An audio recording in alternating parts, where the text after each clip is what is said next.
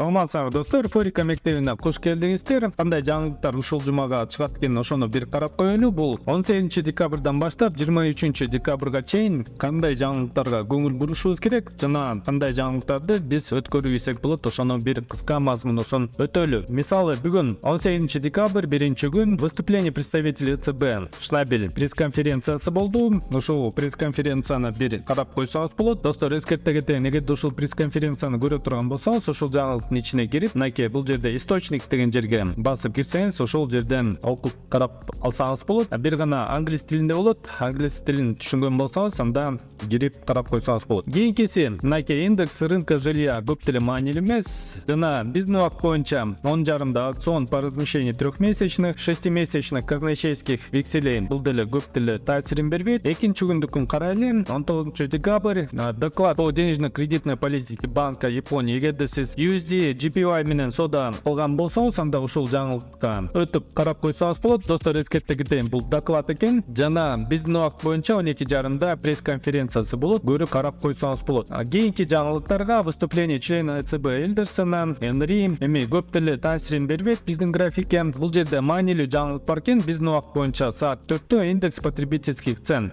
бир жылдыкын карайт экен. Бул инфляция еврозонага байланыштуу жаңылык. Евро доллар менен соода кыла турган болсоңуз, мүмкүн бир орточо эсеп менен 40-50 пунктка таасирин берип коюшу мүмкүн. Ошондуктан ушул жаңылыкка көңүл бурабыз. Кийинкиси, число выданных разрешений на строительство, бул отчет жана объем строительства. Эми бул жаңылыктар көп деле таасирин бербейт болуш керек деп ойлойм. Кийинкиси, Канада боюнча биздин убакыт боюнча 7:30 жаңылыктары чыгат. Мисалы, көңүл бура турган маалымат, бул индекс потребительских цен бир жылдыкын. Ноябрь индекс потребительских цен. Негизи бул жылдыкы маанилүү болот, достор, бирок эмнегедир биякта бир эле жылдызча турат. Индекс потребительских цен бул бир айлык инфляциянын маалыматы чыгат. Мынакей ушул эки жаңылыкка көңүл буруп коюшубуз керек. Биздин убакыт боюнча бул 7:30. Андан кийин 3-күнгө өтөлү, 20 декабрь, биз көңүл бура турган жаңылыктар. Мынакей достор, индекс потребительских цен, Улуу Британия инфляция боюнча жаңылыгы чыгат экен. Ушуга көңүл бурабыз. Орточо эсеп менен мүмкүн бир 30-40 пунктка таасирин берип коюшу мүмкүн. Жана Германия боюнча жаңылыктар чыгат, бул көп деле таасирин бербейт. Кийинки жаңылыктар, мынакей саат 8-де выступление представителя ЦБ Лейна. Ушуга да бир көрүп карап койсоңуз болот, эгерде евро доллар боюнча позицияңыз бар болсо. Жана индекс доверия потребителей, ушуга көңүл бурабыз.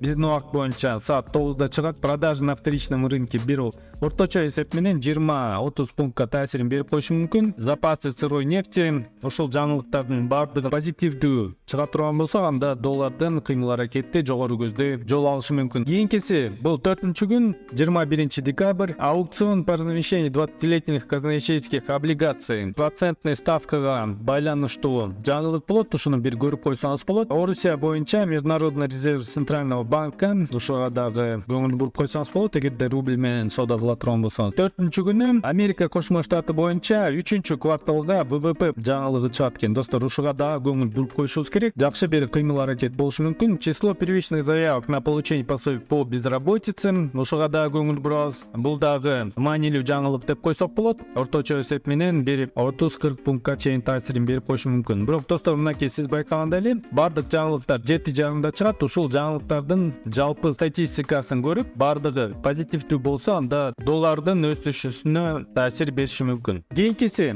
5-күнү 22 декабрь, Улуу Британия боюнча эс алуу күнү экен. Лондондун сессиясы эрте жабылат. Ушуга да көңүл буруп коюшубуз керек. Кийинкиси, Улуу Британияда ВВП боюнча жаңылыгы чыгат. Ушуга да көңүл бурабыз. Эгерде сиз фунт стерлинг боюнча позицияңыз бар болсо, 5-күнү биздин убакыт боюнча саат 1-де ушул жаңылыкка көңүл буруп коюшуңуз керек. Америка Кошмо Штаты боюнча базовый заказ на товары длительного пользования, маанилүү жаңылыктары. Мынакей достор, бул 7:30 базовый заказ на товар длительного пользования, ушуга көңүл бурабыз. Базовый ценовой индекс расходов на личное потребление. Базовый ценовой индекс расходов на личное потребление в месячном выражении. Мынакей ушул 3 жаңылыкка көңүл бурабыз. 5-күнү 22 декабрда. Ожидание инфляции от Мичиганского университета көп деле таасирин бербейт. Индекс потребительских инфляционных ожиданий Мичиганскийде көп деле таасирин бербейт. Продажа нового жилья буга дагы көңүл буруп коюшубуз керек. Орточо эсеп менен 20 пунктка таасирин берип коюшу мүмкүн. Ушул ишемби күнү 23 декабрда дагы Америка Кошмо Штаты боюнча бул жерде көңүл бура турган мисалы алюминий, меди,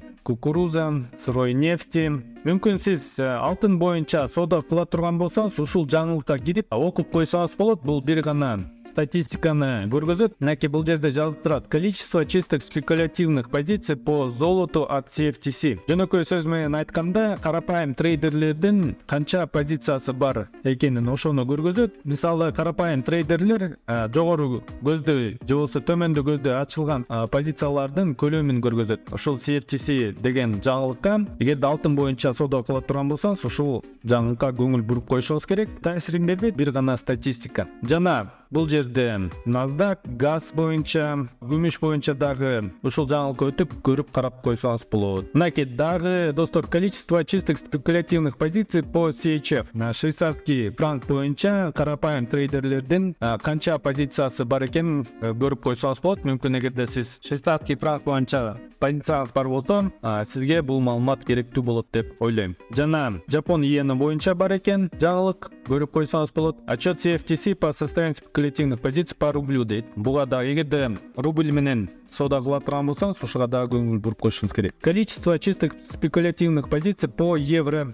от CFTC. Достор, эгерде евро USD боюнча соода кыла турган болсоңуз, анда ушул жаңылыкка дагы көңүл буруп коюшуңуз керек. Кыска мазмунусу ушул жумага ушундай экен. Маанилүү жаңылыктарын белгилеп кеттим. Буюрса ушул маалымат сизге пайдалуу жана натыйжалуу болду деп үмүттөмүн. Андай эмесе, сак саламатта туруңуздар. Эмки көрүшкөнгө чейин.